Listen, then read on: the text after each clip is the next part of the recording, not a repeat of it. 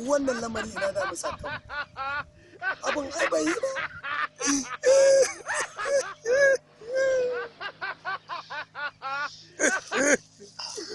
Alhujjajil Bagadadi man shawi. Lafiya kuma Alhaji na ganka nan kana ta kuka haka? Ai jari na ne ya kare baras. Jiya nake jira in gama kuka na in dau hanyar zuwa Kamaru.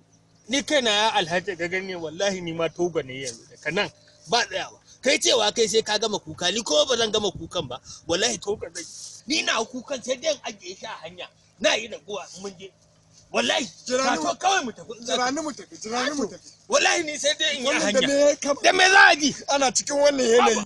Bismillahir Rahmanir Rahim. Sayyidina Muhammadur Rasulullah. Assalamu alaikum. Assalamu alaikum. Assalamu alaikum. Ya gari har kuke? Lafiya. Lafiya lau. Madalla. Da alama dai matafiya ne ku ko? Mana wallahi matafiya ne.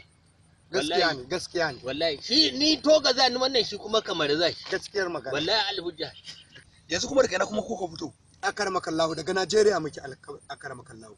Iko Allah. Wasu na fita kuma wasu na shiga haka ni kuma yanzu na daga nan Najeriya ma na nufa ni yanzu. Amma kai bulkumin ina ne ana baro Najeriya dan abin nan zaka shige ta? Ba magana bulkumi bace. Da alama ku da ku fito daga Najeriya ba ku san me yake wakana ba. Ai ina can sai na ji labari cewa ai Atiku ya samu takara a jam'iyyar PDP mai lema takarar shugabancin kasa. To akarmakallahu idan haka ne me manufofinsa idan ya samu shugabancin kasar nan?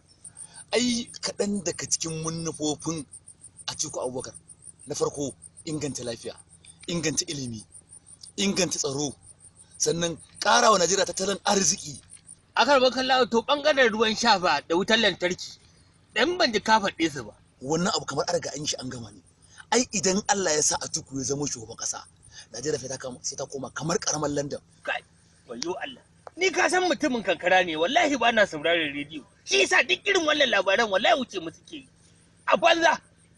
Ai ne ko ban ga tarzama ba. Domin me wannan alkhairin ba zai yi a ci ba da ni ba. Billahi wallahi ko ma da. To idan haka ne dan Allah ku jarrar mu tafi mana.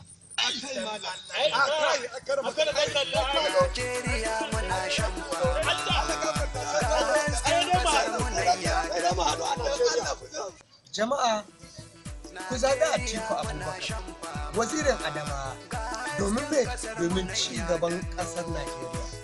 Wannan saƙo ne daga Honorable Sa'idu Bello Komarabi ɗan tafiyar Atiku na gada kashe.